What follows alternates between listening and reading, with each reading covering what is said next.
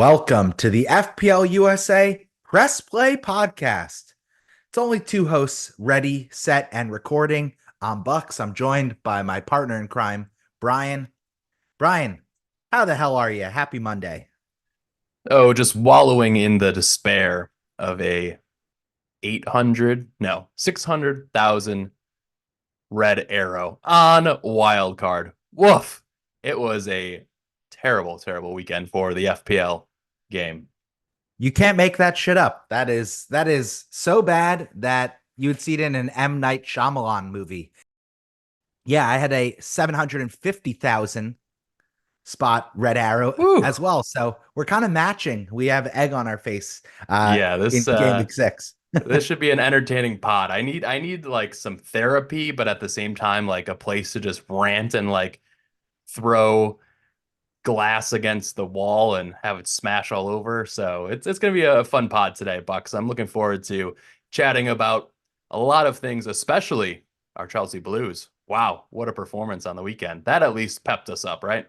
Yeah, that was the one shining light of glory in an otherwise dismal game week. And let's try and keep all that broken glass away from my two young children.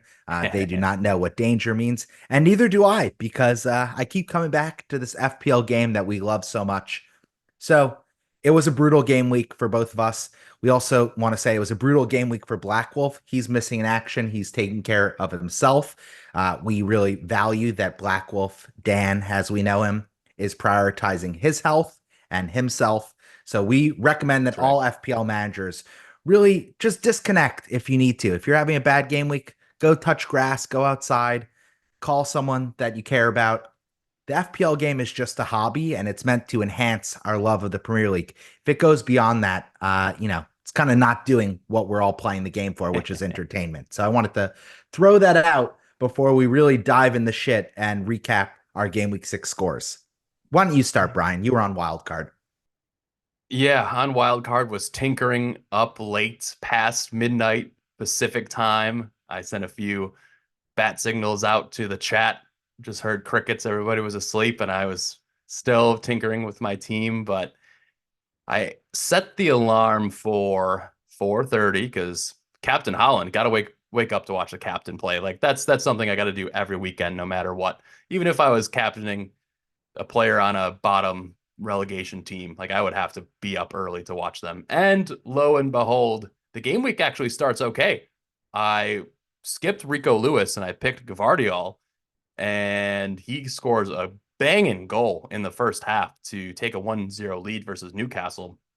And great to see him more advanced in positions to score. And wow, that was quite the clinical finish from him. And I would love to see him continue to drift inside and get those penalty touches in the box. So 9 points from him. And then we get the blank from Holland, and the rest of the game week just went to shit. Oh my goodness. It's just one of these things where Bucks, we think we know ball, and then FPL lords, the gods, they slap us in the face with a game week like this, and you don't know shit. Yeah, quite humbling. But you end up on the top of the totem pole when it comes to the three managers. You're on 40 points all out. Oh, I'm pathetic. sitting on 35 miserable points. Uh, After my game week 4 wild card, I actually thought I was pretty well set up. But I think this season is really exposing the kind of carousel of big premium players delivering. And this game week was all about Cole Palmer. If you had him, you're flying. If you didn't, you're in the gutter. And that's true for our brother Black Wolf as well. He's on 33 points. He's having a really challenging start to the season, but we saw it last year when he was we were beating him down. We were calling him a fence sitter and making fun of his goofy accent. But lo and behold, he ended up all the way back in the top gold medal of the three hosts, That's right. finishing just outside the top 10K. So that's words of wisdom and encouragement, just to let you know that it's never over. We're still very much early in the season. And for context, I saw a great post by Gianni Butich, who's one of the FPL content creators. He's on the official show now. He said that we've only been through 6 game weeks of the season so far. Reminder, there's 38, and there will be 6 game weeks in December alone. So it just feels worse right now because we're kind of sitting in it with our shitty rank. in a month, we'll totally forget that we were, 1 million in the world, Black Wolf, 3 million in the world. It's only looking up from here. There are a lot of green hours to come. Yeah, I think it's just when you compile your captain blanking and then a lot of one pointers in defense, like Raya, that was a big point of my wild card, trying to figure out if he was going to play or not. And I started him for one pointer, Trent one pointer, Gabrielle one pointer. It's just rough. The clean sheets Brutal. was a very dirty business this weekend. There was only a few. If you were lucky enough to start Jedi Robinson or Pedro Porro, you were in the green, I would say. Those are big differentials on the perimeters of teams. And so I saw a few that even Captain Holland and still got green arrows without Palmer, but it was tough. And then I think the other thing, a lot of content creators and the X community just overlooking Ollie Watkins, and he puts in another solid performance. Morgan Rogers scores a goal on my bench to just complicate my rough weekend as well. So it's one of those weeks, man. You just need to vent a little bit and get it off your chest and be done with it and on to the next, because we got Champions League midweek, a lot of action coming in fast and furious, and then hopefully, man, maybe I'll rip up my team, do some massive surgery, try and get my doctorate real quick and become a surgeon. Use those free transfers. Tilt bucks. Just being on tilt. It's one of the worst feelings about FPL, where you're just like fucking just reeling from a bad game week and you just want to use This all is your free so transfers. weird. Brian, this I'm actually the calm one. I had such a shit game week, but I'm at peace with it because I actually look at my team and I feel like I'm pretty well set up. I mean, I end up on 35 points. The game week average was 47 points. So there were managers that had really good scores this game week. It just Yep. wasn't the three of the hosts.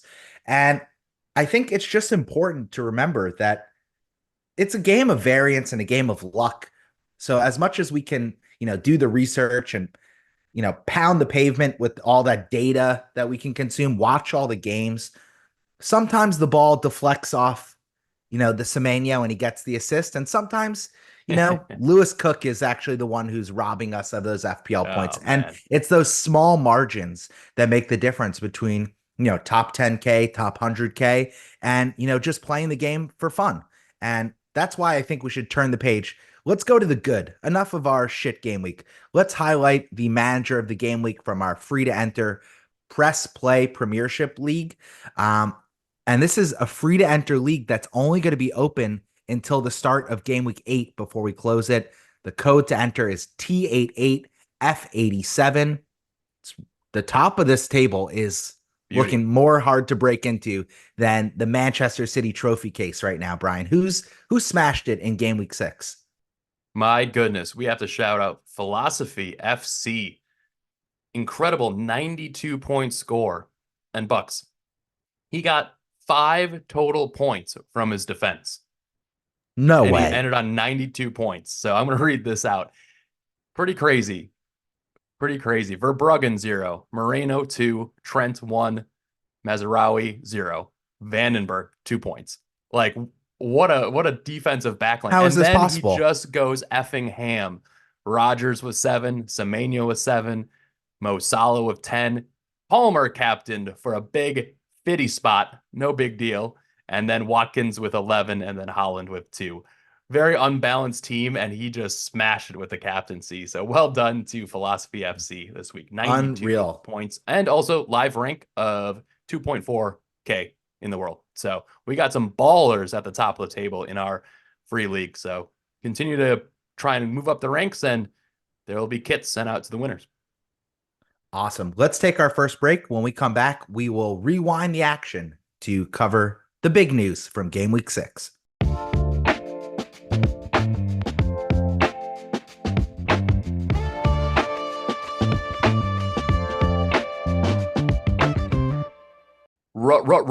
Rewind. Bucks matches galore. Man City starts early, bright and early, 4:30 in the morning. They end up with a 1-1 draw to start the weekend. So all the rest of the contending teams like Liverpool, Arsenal, maybe even Chelsea, they're trying to make up points on the last year's champions. So what did you see in this one? It was a kind of an interesting lineup from Pep to see. No, obviously Foden, no, KDB, and then also Doku and Savinho also on the bench. Where's the creativity going to come from? Yeah, I think Pep he overcooked his steak here in this match because Newcastle and their defense have been absolutely get atable to start this season. And Holland was just kind of devoid of service in this one. His first blank of the season. I think much of that is because of the initial team selection. Because watching this game, it looked like Newcastle were actually all over City for most of it. Yep. And that's without their best player, Alexander Isak, leading the line, who's out injured. So, of course, that means Gordon slots in as the false nine, and he's now on penalties, which is exciting if you are looking to make a midfielder transfer. I think Gordon should be definitely in consideration there. He It, smashed the it was penalty, it was gets it, nine it was it points. was soft. It was soft, but It was, he but did have he his foot he got touched. it. So it's the rules. It's the rules. It's so weird to see like other penalty shouts where people get trampled on, and this year the refs have just been swallowing their whistles. It's been a mandate from the Premier League. So to see like a very lightly touched toe tap from Ederson to lead to clean sheets being wiped. I mean, I'm a Gavardiol owner. You're a Rico owner. We were on pace for some points, and lo and behold, wasn't meant to be. Yeah, only some of the refs, we should clarify, are swallowing the whistle. Other ones are just making up Yeah. shit and calling red Yeah. cards 10, meaningless calls. 12, 15 yellow Ridiculous. cards given in some matches, but no pens, though, is what I meant to say.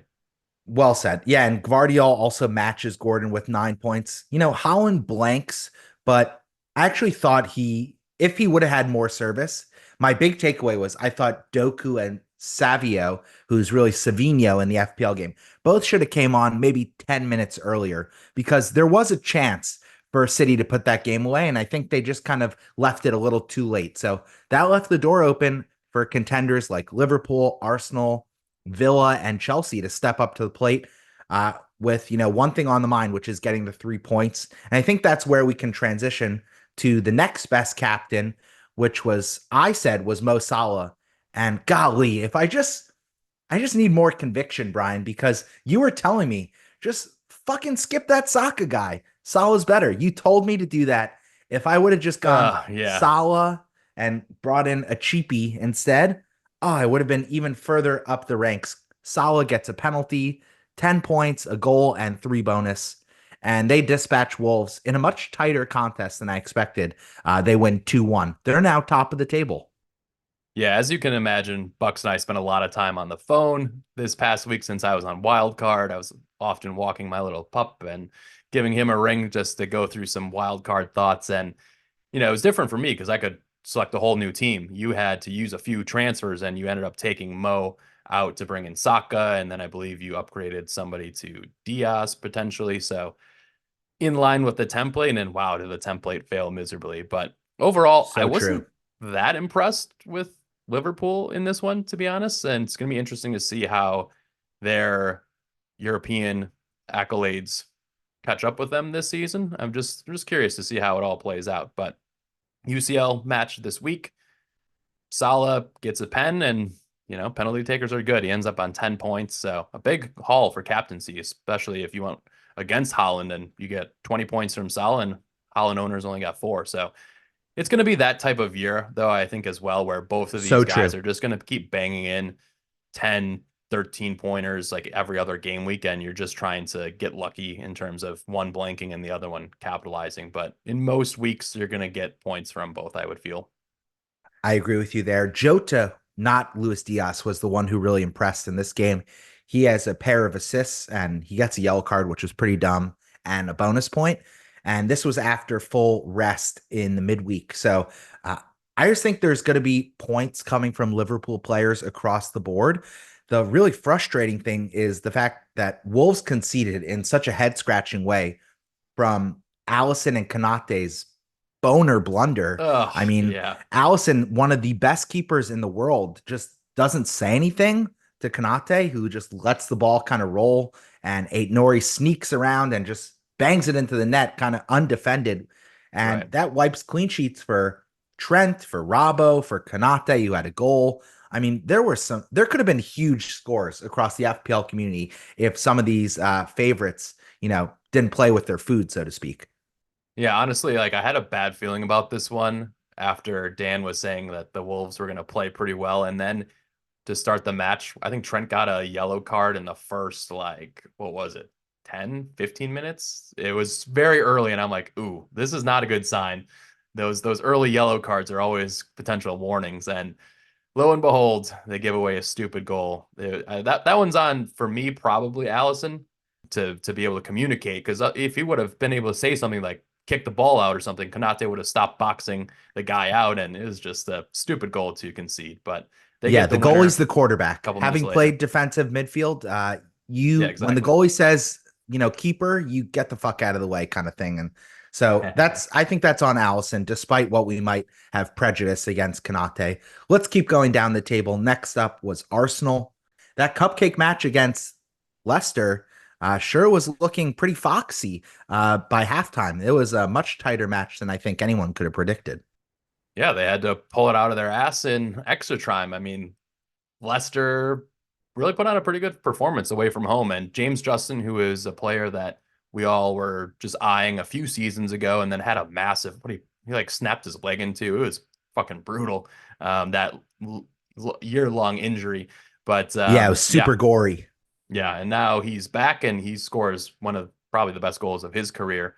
But lo and behold, at the very end of the game, an Ndidi own goal in the 94th minute puts Arsenal up 3-2. And then Havertz gets this potentially offside tap in, which I was also annoyed by having skipped him on wild card. And he gets some points at the end too.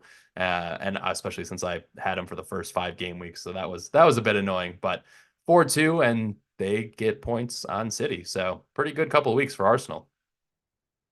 Ain't that Basically the the truth then? basically the reverse of what happened to them last week, right? With Stones hitting the game time goal in extra time. So roles were reversed this week, and fortune favored them.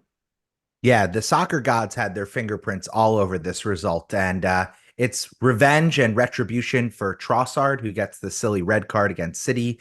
He serves the suspension in the League Cup, so he comes back. He gets a goal, assist, and 3 bonus points. Martinelli on the other wing also, I thought, had a brilliant game. He had a goal, assist, and 3 bonus. So they both land on 13 points. And Saka, he blankety blanks, whereas Havertz gets 6 points. Saka gets just the two. And that stinks right now because there was FOMO that he actually got 3 bonus points despite there being 6 goals in this match. I mean, get real, FPL Towers. Try to mess around with the legitimate way that this game is operating under bunny quotes, any more obviously. Jesus Christ. It is weird to adapt to the new bonus system where the bonus can change at any moment. So like right after the game, you're thinking like, oh wow, Saka created 8 chances in that match, almost had an assist on the corner kick, and then had 7 total shots, so pretty active. But looking into the total XG of his 7 shots, 0.29. So very, very much not on top of it from a shot perspective, was getting his shot blocked a lot. So it's just He's an a assist bizarre thing. merchant. He his Yeah, yeah. best FPL action is taking a corner kick. That's my hot take right now. Yeah, and I think we have a lot of hashtag FPL community questions to dive into later, especially when you're comparing the likes of Saka to Palmer. So we'll get into that later, but very underwhelming from Arsenal overall. But they are one of those teams now, especially that they've been in the title race for multiple seasons in a row. They're beginning to find a way. And I think that's one of the things that you would love as a Gunners fan to see them pull out some of these matches at the end and just overwhelm the opposition with their talent and their will. So I'll give that to Arteta. He's got that instilled in the team. Yeah, he's definitely has shades of Mourinho and some of the shithousery that Arsenal employ, and that's a compliment. As a hardcore Chelsea fan, I consider Jose the special one. He's one of the best managers living or all time, in my opinion, and I think Arteta has learned some of the lessons from Pep and from Jose, which is a big compliment. But you did mention Cole Palmer, so I think that's a perfect transition. Let's ditch the wrong team in London. And let's go to the best team in London, in my opinion, at least in my heart, maybe not in the table. And that is the Cole Close Palmer though. FC. They're close. They're performing pretty well, putting some impressive performances together. Yeah, Chelsea smashed Brighton 4-2. And I just think the temperature is dropping. It's about to be sweater weather. And you better find a way to fit Brr, Cole Palmer in your FPL brr. team. Yeah. 4 goals. He had 25 points. Of course, he got three 25 bonus. fucking points. 25 points No, is Brian, hold insane. on. We It's we got away insane. with one. We got away with one. Could have Honestly, 30. non-owners, Easy. he he had three dime piece passes to Jackson that he couldn't find a way into the back of the net. And then I think he hit the bar and then he just missed right to the far right of the far Yep. post. A 1v1 chance with Verbruggen. I mean, this guy could have been on 5 goals and 2 assists very easily. So I think we kind of got away with one despite the huge red arrow. Yeah, and I think this is a bigger vantage point for Chelsea, just looking at their free flowing attack and the way that they'll give up some chances to teams, and obviously had a couple of really bad errors actually from Sanchez, gifted one of the first goals of the match. But Chelsea continue Totally. to press on and their flow. And I really am liking what I'm seeing from Sancho, just another creator in the side who is slotting the right passes. He's not going to be a player that's going to score a ton of goals, but I could easily see him on 10 plus assists this season if he continues to play 2000 plus minutes on the left wing. And it seems like he's building more and more rapport with the front three. So I think he's got an assist in every single game he's played for Chelsea so far. Yeah, 3 starts, 3 assists. He's been very Not impressive, bad. but I think we need to just bring the spotlight back to our star boy, Cole Palmer. He now has the most goal involvements since he started playing as a starter for Chelsea. He has more than Holland after this 4 goal explosion. He's also the second Chelsea player ever to get 4 goals twice, Ooh, followed only by Frank Lampard, arguably the best Chelsea player of all time. And he's now on 10 goal involvements this season. In 36 starts, he has 12 double digit hauls, which just for so me crazy. makes me feel like he is the most essential player behind Holland to get into FPL. So I think there's going to be a lot of managers like both of us who have already used their wild card, and we are just going to be wasting free transfers. We're going to be lighting them on fire to move a good player to a not as good one, to then bring up a player like Saka to Cole Palmer. And we're just going to be hoping that Cole Palmer continues to have this magical run of form. He might be him, is kind of what I'm trying to say. Yeah, I still can't believe we got him from City. Like it's insane because that is a player that For less than Doku. they Yeah. are sorely missing right now. They would be loving Cole Palmer at the Etihad instead of some of the scraps that they've signed off the transfer wire. But Palmer, I mean, the avenues, right? It's all about the routes to points, being on every free kick, being on some corners, set pieces. It's just huge for his potential. And obviously bangs in a worldy free kick a couple minutes after a pen. Oh, It so was good. insane. Yeah, absolute All insane right. performance. So well done to managers who had him. One of our good friends at Holy Pinto, who does the music for this podcast, he has had Palmer from game week one and had some ups and downs, but he's hit those heights of having a hat trick early, having this 25-point haul. So anybody who has gone with him over the likes of Sun or obviously Saka is just flying up the rankings. Flying. Totally great call. Let's wrap up this recap by talking about the Manchester United Spurs match, which I think the ref had a little too much involvement in. He gave Bruno a very soft red card on, at best, an orange card tackle on Madison 3 minutes before halftime. Now, United were already 1-0 down with Sun out injured. And then, Spurs came into the second half and just absolutely poured it on. And this is a disastrous situation for United because Mainu has to leave the game early. He might be injured, and Mount also goes off injured. They're just running out of fit bodies, let alone willing runners and willing players. Because it looked like a number of them were making business decisions in the middle of the game, to quote Antonio Pierce. The real star in this match was Brennan Johnson. He gets his 4th goal in last 4 games. He was on 11 points with a goal, assist, and 1 bonus. And then there was Kulusevski, who also gets a start. Hulu He gets 11 points as well. So really rose to the interesting to see occasion. Spurs.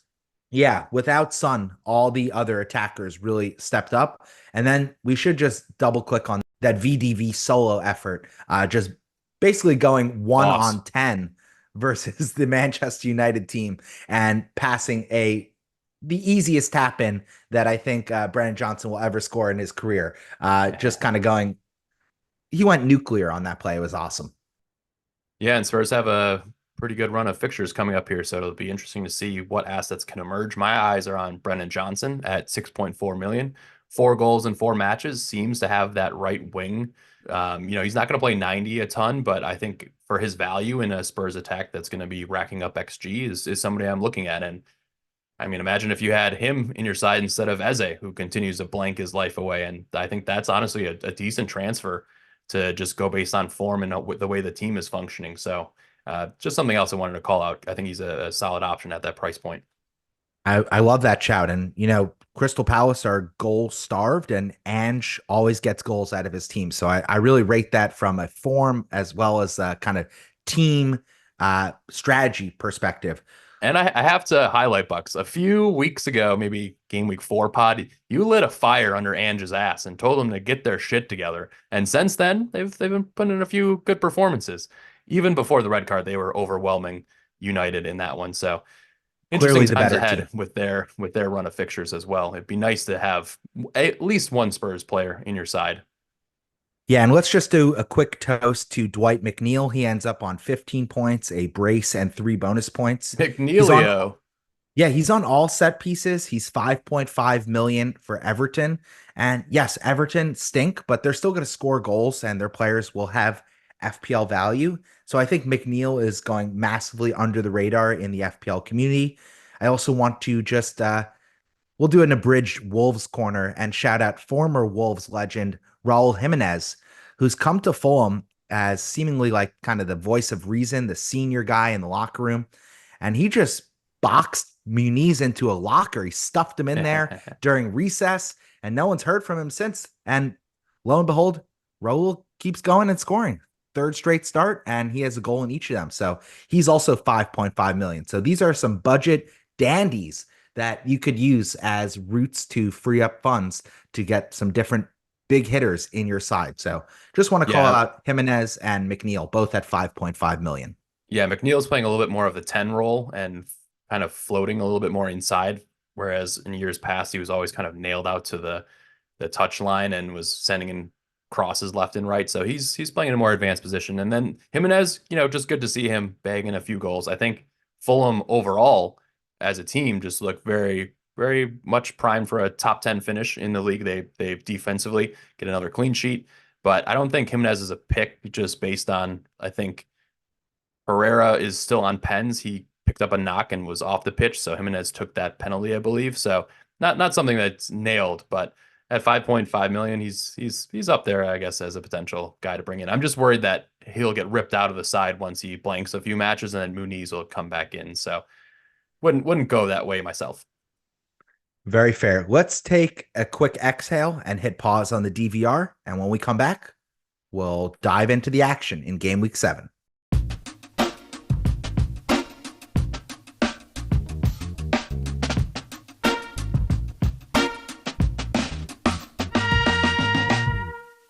Game week 7 preview. Let's talk about a few of the matches we are going to pray for more FPL points. And that starts with Southampton at Arsenal. Southampton today versus Bournemouth in the first half were diabolical. They were wide open in the back, and I expect a lot of joy from Arsenal in this one. Is it a potential rebound match for Saka to maybe get a goal and an assist? I could see a nice 12-point haul from him, given the porous defense over there at Southampton. So what are your thoughts here on the prediction? Yeah, from your mouth to God's ears. But the Saints' prayers seem to be going unanswered to start this season. Maybe the gates of heaven are closed for those in Southampton, because I expect they're going to get fully gunned down in this match. I think 4-0 to the Gunners. We finally get that Arsenal clean sheet that so many wildcarders have been praying for. And I think Saka gets his. I think Havertz gets his. And maybe we even see Ben White get his first attacking return of the season. I think this is completely one-sided towards the home team. And that might be a theme in the next match as well. 4-0 to Arsenal is my prediction. Yeah, they better keep a damn clean sheet because letting two goals into Leicester, ugh. I mean, one of them was a deflection and then the worldie from James Justin, but I was annoyed to get 1 point out of Gabs and Raya. So they have a tough match. I believe they're playing PSG on Tuesday. So we want to make sure that all of our Arsenal lads come out of that unscathed and healthy. With that being said, if Saka were to get injured, easy move for me to grab Cole Palmer, but that's in another couple days. Oh, We'll figure that out later. you shut your dumb face. Let's go to the next match. It's Fulham, who were just glowing up. They're going to Manchester City. Now, I think Fulham have been solid. I don't think they've been great. Yeah, they're They're plucky. definitely not, yeah, they're not like, pushing teams off the pitch, but they're doing just enough to get results. And that's really what matters early in the season as you're building form. And Manchester City, they will have UCL competition, but I think Pep cannot afford to drop more points. We know that City are able to kick it into overdrive towards the end of the season, but at the Etihad, this is a match I fully expect City to win, and I think they're going to win it convincingly 3-0 to the home team.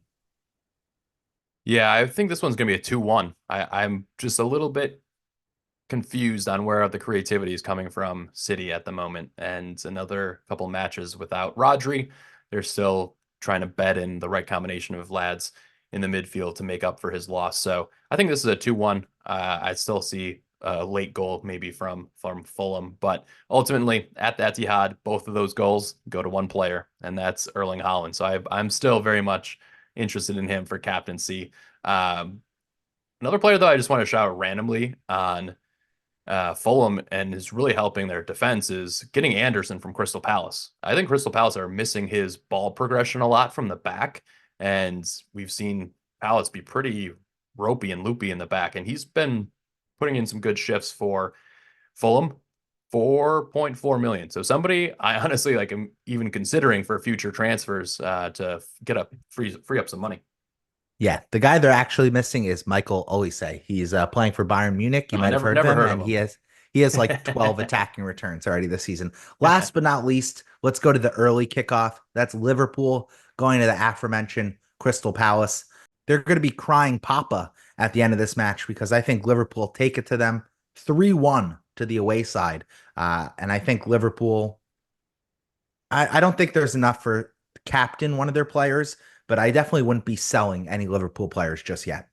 Yeah, it's more so what kind of lineup and how many minutes they play in their midweek matchup. They're massive favorites. I can't even remember who they're playing, Bucks, but we will definitely be looking at Mo Salah in UCL captaincy this week, midweek. But I just want those guys to play like 60 minutes. Anything more than 60 midweek, I'm always like, ugh, is Slot going to start rotating more?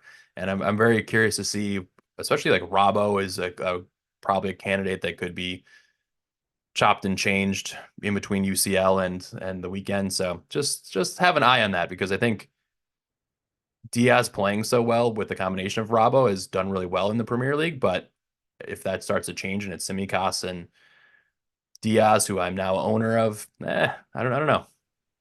Yeah, I hope Gakpo gets a start here. Let's transition. Let's go to the best matches in real life. And I think this is going to be a goal fest. Tottenham at Brighton. Bring on the This is the goals, battle. baby. Yeah, battle of the two highest lines in football history. These teams might be shaking hands at halfway, depending on who has the ball and whose defense is kind of standing there, getting ready to track back. I think this is 3-2 to Spurs. I don't have great conviction or a great read here, but I know there's going to be goals. I would love a 3-2. Bring on the goals, bring on the points. Hopefully a few of the assets actually deliver points, but I haven't seen too many popular player picks from these teams right now because João Pedro is dead. He's out for months, right? I don't know what the diagnosis is, but he's red flagged. And Who then knows? Fuck Minte, them. what happened to Minte? It just disappears from the face of the earth. Everyone's on Yeah. about him. He's not a pick. Yikes. Yeah, Brighton stink. the minty taste wore off real quick with that Minta guy. Last but not least, let's go to the final match that I've called out as a entertaining match for neutrals, and that is Manchester United at Aston Villa. Now, I want to give Manchester United fans a little glimmer of hope because it can only get better from here. And I think it will, because I think this will be Eric Ten Hag's final match at the helm Oh, for bold the call. United. If that is the case, I think that probably Aston Villa take this convincingly, but there is a glimmer of chance. There is a small chance that he gets fired midweek. And if that happens, I think we see a supreme effort out of Manchester United. And I think they actually have enough in this team to win the game away at the Villains. So if Eric Ten Wow, Hag is still bold. the manager, I think this is 3-1 to the home team. I think Villa take it. If Ten Hag is out, and they have a caretaker manager as they're maybe scouting Tuchel or Graham Potter or someone of that level, I think Manchester United have just enough 2-1 to the visitors if my prediction comes true. You know what? I don't mind that, Bucks, because Villa will be hosting Bayern Munich in Champions League midweek. This is arguably one of the largest matches in the club's recent history. To have the huge anticipation and the crowd's going to be going crazy for that match. They're going to put in a huge shift and then maybe a letdown versus a sub optimal lineup from ETH. We will see how that plays out. But I will let you know, Bucks, I'm going to be basically in the stands for this match. I'm going to be at Villa Park because I am going to Cosm in Los Angeles Oh, with I saw this. Shit. at analyzing FPL, aka Ryan, and then our good friend Corey Cummings. We are going to be paying about $75 a head to sit in this like crazy dome with a live feed from the Villa Park, and it's like crazy like game day experience. So we will be up at bright and early, 5:45 a.m. to watch that. So big shout out to Ryan for joining us. He is going to bring his wife. She's going to sleep in the car for their half an hour journey to Inglewood to go to this Cosm place. So I'm excited. I'm going to have some cool social content coming out on the Instagram feed and Twitter feeds later. Yeah, I can't wait to see how this looks like in real life and hear your experience firsthand. I've seen it on social media. It basically looks like you're sitting in the first row of It's Old pretty trippy. Trafford. It's crazy. Yeah, And I think there are it's going to be a insane. lot of espresso martinis. There might be some strong other beverages consumed. Oh So man, best Bucks. of luck I got to. like a wild like 10 hours. Like we're going to the Comedy Store in Hollywood for like a 10:30 comedy stand-up fest. Hopefully some good acts will come through there. And then waking up at 5:45 to go to the Cosm. And then I'm going to the Packers and Rams game at 1:30. I'm just going to be a shell of a human being. Thank God I took off of work on Monday because it is going to be a true marathon to get through each of these. And you said espresso martinis. Usually I have those as an afternoon pick me up, but I'm going to be hitting that early and often. I really rate it. $5 to any of our followers who can guess which one of these hosts has two young kids and which one of them is living their dream, their sports wet dream this weekend. Again, just wild guess. Take Yeah, a you know, 50-50 blind shot. the sports equinox is coming up soon, Bucks. I know you're a baseball fan and basketball and all those, so it's all happening. It's all happening. It's gonna be a good time. Good weekend with the boys for sure. Yeah, most importantly, it's happening for our Chelsea Blues. Let's take another break. When we come back, we're going to dive into our mailbag and answer your community questions.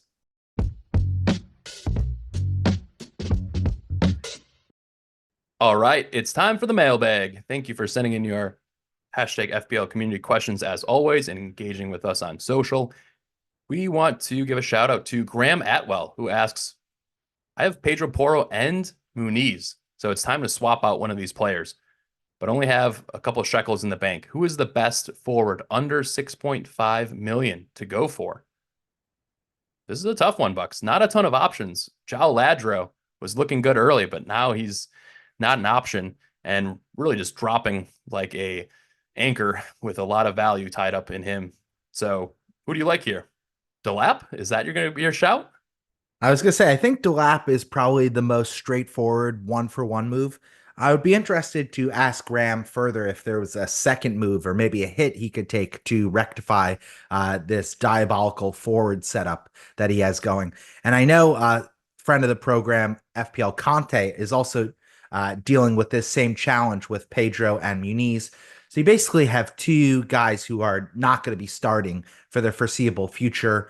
And especially if you have another issue in your team, all of a sudden you're kind of out of options and you only have a playing 11, if that, every game week. So I think Delap makes a lot of sense. The fixture run after Newcastle was kind of brilliant for Ipswich. So I really rate that as a move for them. I think DCL should still be on the menu. He's 6 million. He didn't look convincing in their last match, but he's going to get chances. And especially if McNeil stays in the form he's in, Yeah, that's a I good really point. rate that. And again, I think the real optimal move is to figure out how to free up 1 million and jump that up to get Solanke. Because I think with Sun out, looks like Solanke could be on penalties. Spurs attack is just so much better than Ipswich or Everton because duh. And yeah, so I think, you want to have a piece of, especially you want to have the guy leading the line for some of these better attack whenever possible. So I think if Graham is willing to take a -4, there's got to be a million to free up somewhere in your squad that you can make that move. Yeah, I also want to commiserate with Graham because he sold Palmer this past week, so he misses the 25-point haul. Oh So he's no. he's he's having a rough time, but he's a good lad, and I'm actually gonna meet him for the first time when I go to Australia next month, and gonna meet up with some of my old Sydney crew. Shout out to Kev Johnson and shout out to Uzi. We're gonna be watching Premier League at the casino, 1:30 to 5:30 in the morning. Woo! That is going to be quite the time. I actually got these lads to take off of work on Monday just so we can have drinks all night and watch multiple matches. I think Wow, it you're might getting them even. in trouble with their HR Oh yeah. department. You're Oh, a and total not to mention proponent. their kids. It's I'm asking a lot for them, but you know, when you're the international man of mystery, you got to meet up for the footy. I totally rate that for you. Let's go to the next question. PV's asking Salah or Palmer going forward. I know where I'm going to land on this. What's your take, Brian? Both great options. Obviously, the high scorer of the week had Palmer, Salah, and Holland in our press play pod premiership league. But at Palmer for 10.7, he's going to keep rising. It's going to be interesting. And they play each other, right? Like game week 8, I believe. Game week 7, game week 8, they play each other. So that one's also a bit of a tough one.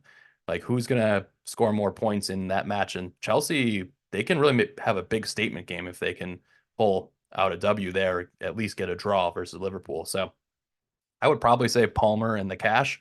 And the reason why, and the same thing, if this was Palmer versus Saka, I think it's the same conversation, right? And that's something that a lot of managers are thinking about. But the heights and the ceiling of Palmer are just clearly 2x that of Saka. And so you're like you said, assist merchant, like he'll score some goals. He's on pens, Saka is, but the amount of weight on Cole Palmer's shoulders to play that open role, to set up his teammates, to always be on the ball, all those set pieces. He just carries such a higher ceiling than Saka because Saka's team is also like they're under Arteta. They play a certain way. They're grinding out results. They have really talented players in their own rights across the pitch and are competing for multiple trophies this season. Whereas, Maresco's still feeling it out, and we're not sure where Palmer and Chelsea will fit in terms of Champions League aspirations. But for FPL, I have to go with Palmer. Well, the question was Salah, not Saka. You already know that I think Palmer is better than Saka, but I also think he's now better for FPL than Salah. And that is because of two things. One, he's more central to the attack. So whereas Salah and the attacking Exactly. trio for Liverpool seem to really spread the returns around in a big way. I mean, Diaz was in form, Jota was in form, then Salah gets his. Palmer is really integral to kind of everything that Chelsea do going forward. And they look like they're going to be a team that's going to get a good amount of goals this season. And the second reason, which I almost argue is more important, is that Palmer is currently not in the midweek European European the UECL, whatever the hell that is. He's not on that squad. So there's going to be more rest baked into the schedule for Palmer. And I actually think that's a really good thing because he's arguably captainable in any of these games. I mean, of course, if you don't have Holland, you're not going to be looking to captain Holland. That's kind of too obvious. But if you don't have Holland, I think Palmer is very viable as a captaincy choice any game week because he just has an incredibly high ceiling where he doesn't even have to work so hard and he gets 3 returns kind of thing. So I really like the look of Palmer. I like the look of this Chelsea team under Maresca, and it's all clicking right now. So I think there's reason for excitement if you want to skip Salah, who's arguably kind of entering the latter stages of his career, and go for future Ballon d'Or winner Cole Palmer, currently the best British Oh, player, wow. best British player in all of the Premier League. He's the best British player in all of world football, if you were asking me. And he's only 20 some odd. So I really like Wow, this wow, Palmer kid. wow, He's the wow, truth. wow. I love him. Let's pump the brakes Don't a let my little wife bit. hear how much I'm gushing about this guy. He's the Yeah, yeah. real deal. Keep it in your pants. My goodness, my goodness. Let's pump the brakes a little bit, but yeah, he's certainly looking like a player that, again, when you have those transformative game weeks and he hits a hat trick or he gets his brace, and it just really moves you up the ranks. And because of his, like we said, his high ceiling for captaincy and some of those easier matches, he's definitely an option. Whereas I just like even Saka this week versus Southampton. I don't think like I don't know if he has enough goal threat for me to captain him. I gotta think a little bit more about that. But okay, let's move on to the next question from Corey, aka the Run CMC. He has had a few Fulham assets in his team that have been trickling in the points. Just started Jedi Robinson for another 7 pointer, and he wants to know, is it time to move off of Jedi or ESR, who are both in his side because they play City this week? So Jedi would hopefully rotate. He's 4.5. I wouldn't be worrying about your defenders at all. Don't make defender transfers. Save that for your wild card, which I know Corey still has. But what are your thoughts about ESR? Pretty subdued in his last match. Yeah, I wouldn't be rushing to sell him just because I don't think he's returning like a good 5.5 million asset in FPL. I mean, you can't expect a player like Rogers or Semenyo or McNeil or ESR to get returns each and every game week. That's just not what you're buying at that price level. But I think he Yeah. is returning at a good level. I have to assume there has to be a player in Corey's team that is more of a burning fire to get out of there than either of these guys. So I would try and stick them on your bench because they're not going to play City every game week. So if you needed to sell, I think probably the priority is to go ESR out first because the Fulham defense actually look like one of the more reliable and trustworthy units in the entire Premier League. So I would agree with you there, but I have to assume there's another player with higher upside that you can replace. Maybe you take Eze out instead of ESR and you just bench ESR. Yeah, I think in Corey's squad, he also, again, has a wild card coming up. So I would definitely not be making a defensive transfer. Save that free transfer, roll that so you have it on the other side of potential wild card 8. And that's a good play there. All right, next up, we have a last question from at FPL Masala, aka Nihal. And this is very, very much one that hits home this week. And he asks, what are some ways you'll disconnect from FPL in the event of a horrific game week? Well, luckily, as a sportsaholic like myself, NFL just starts right after. You got college football on Saturday. Probably throw in a couple of cheeky wagers across for some entertainment value. Maybe go to brunch, especially being on the West Coast. I hit up breakfast and coffee on Sunday with the wifey. So that was good. It was nice to not be thinking about Tottenham assets versus Manchester United and just unplug for a few minutes, already knowing that my red arrow is terrible. But look, I think especially as a community, and if you're on Twitter or X, it was, rough goings for all the wild card template this week. So, you judge your wild card from the lens of maybe 4 or 5 game weeks, right? And so let's see how it does this weekend. There could definitely pay dividends, but this past week, ooh, hurt right in the baby makers, Bucks. Yeah, I think the most important thing is just to put the phone, put your screens down, and just like change the environment you're in. So, I normally watch FPL at home with my family. So, of course, when you have two young kids, you can't just stay at home all weekend. So, we had to get out. We went to gymnastics class. We had a lovely lunch all together. We stopped by the playground in the 5 minutes it wasn't raining this weekend here in New York. So, for me, it's pretty easy to kind of disconnect and get away. I just kind of refocus from the hobby that I love to the people that I love. But for anyone who doesn't have such a easy built-in distraction or uh, family that they live with that they can then just like turn to, my suggestion is go do something you really enjoy. If you like going on bike rides, go break out the bike and go kind of change your mental space by doing something that you really love after kind of enduring the pain of a hobby that we dedicate so much energy and time to. And maybe you're a foodie like Brian and I are. So, go to your favorite burrito spot. Go get your favorite coffee and walk there or, tip a little extra. Just spice it up on the margin so that you're not just wallowing in the fact that holy shit, I just scored 35 points after dedicating 12 hours to my wild card Oh draft my kind God. of thing. I wish I only dedicated 12 hours to my wild I know. card I was draft talking about between Nihal, not you. between You're out between of our control. uh between our conversations on the phone and a full podcast, rough goings. But I think yeah, I dedicated 12 hours to your wild card, Brian. So I yeah, can't even imagine how many hours. you did admit to being a bit stressed for me. And that was pretty funny. But yeah, when you have a bad game week, just like unplug a bit. I would say don't listen or watch your favorite content creators. Maybe just especially stay off of You X for a shut little your bit. damn mouth. Um, Nihal, you better be listening. There's gonna be a pop quiz at the end of next episode to make sure you are tuning in. yeah, maybe like some people watch, 3 videos, listen to 2 pods a week. Maybe just watch one this week, right? And just make your make your moves before the deadline, and you'll be all right. Yeah, and I Long think long that season ahead. actually, yeah, I think what you said at the end, Brian, actually rolls into a really important point that with Champions League this week, often it can feel really good to just make a knee jerk transfer after such a bad game week. I don't think that is the time to do it right now, this week specifically. We have international break coming up. We have rotation coming with the Champions League.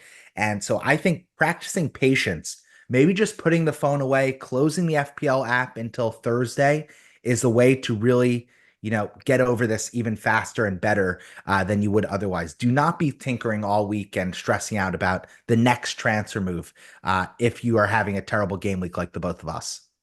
With that being said, that's a perfect transition into transfer plans and captaincy shouts. So, Bucks, why don't you just carry on here? Continue. I'll carry Go on. forth, It's my it's son. pretty straightforward for my team. I have some problems. I have some things I would like to solve. I have Jao Pedro, who might be dead. I have Eesh. Eze, who's in witness protection. And both those guys I would like to transfer out, but I'm out of luxury moves at the moment. I used 3 free transfers to very ill effect going into game week 6. And so now I need to be patient. So I'm just going to ride with my guys one more game week. I'll keep the captaincy armband on Holland for game week 7. And yeah, my plan is in game week 8 after the international break to probably do at least a double move, if not maybe use my first hit of the season. So Ooh. I'm going to practice patience at least for the moment. So no moves for me. I'll ride out the same 11 with Rico Lewison instead of Pau Torres. Fucking Villa defense suck. Pau Torres really sucks. So I don't know what I was doing with that pick. And Holland's going to come good. I know he's going to come good, and he will buoy me back up the ranks in game week 7, I believe. How about you, Brian? All right, I am on the other side of wild card. I nearly brought in Palmer yesterday, or was it Saturday before his price rise? I nearly moved Flecken because I went for the insurance of Raya. I just said, fuck it. It was late. I'm like, I'll just get the Fleckenator in here just in case Raya's injury is much worse and he tears his muscle. So anyway, I have 4.5 in that keeper slot. I could downgrade him and upgrade Saka to Palmer. That's something I'm considering. I'm just not so sure about how I this think I talked you home off that fixture, ledge, yeah, right? there's just and just like the home fixture for for Arsenal is fantastic. And NFO have been playing pretty well. Like they haven't let in a ton of goals.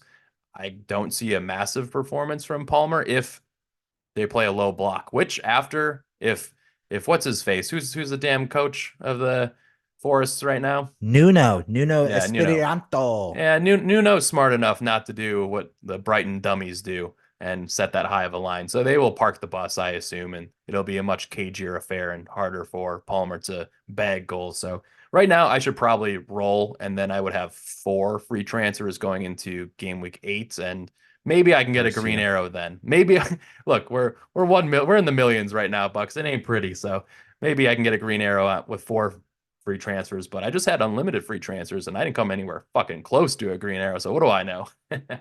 Yeah, Captain, I wish our rank was reflected in our bank account. Then we'd be laughing all the way to the attaboy. ATM, right? That's right. That's right. So I will captain Holland this week and vice captain Saka. But I'm curious for you, if you didn't have Holland, would you captain Saka, Palmer, or Mo Salah if you had them in your side? I would captain probably Palmer if we are existing in that fake universe. But I actually think in my team, my third favorite captaincy option between I have Holland, I have Saka, as you mentioned. I really like the idea of going differential with Gabrielle in this game week because Oh wow. Southampton cannot defend. They stink. And Arsenal are really good in defense. And Southampton have been conceding lots of set piece chances. So again, I think Gabrielle could I get his mean, third goal of the season here. he was just denied from a Saka corner this weekend. He just had the goalkeeper for Leicester paw it out. What is It this guy's was a man? great His save. Mads Madsenson, Mad Dog Madsen. What the fuck was the goalkeeper's name for Leicester? Who gives a fuck? Mads or We're Larson? not I don't going know. there. Yeah. Anyway, He plays for he Leicester just in defense. kept him Yeah. out from another goal. So they got that lined up. So all right. All right, Bucks, let's get out of here. Thank the people that we always love tuning into our pod, and let's get out of here. Yeah. Thank you, everyone. Sorry to my friend Bob Engel, who I led astray on Wildcard Game Week 6. Hopefully, you haven't unfollowed the show. Oh, And shout that's out to all of our hilarious. other loyal listeners. It's been a really And Bob, fun season so far. And this is just such a joy for us to do. We do this just for the love of the I FPL needed this, game. Bucks. I needed this. This was Yeah, I this still is a had little fun. I had a therapy. terrible game week, but it's been fun. It's put a smile on my face on to Yeah, start we the can always weekend. walk out of here even without green arrows with some smiles on our face. And that's how we play FPL. This is Yes, all about sir. good vibes and good energy. And that's what we're trying to put out into the hashtag FPL community. So if you want to get involved in our free to enter mini league, T88F87, we will be awarding the overall winner with a free kit at the end of the season and be giving out weekly shout outs here on our podcast. I'm Bucks. That was Brian. And you can find us on all social media platforms at FPL USA. Press play. Thanks, everyone. All love. Please, please, Lord, rain down upon us a green arrow, please.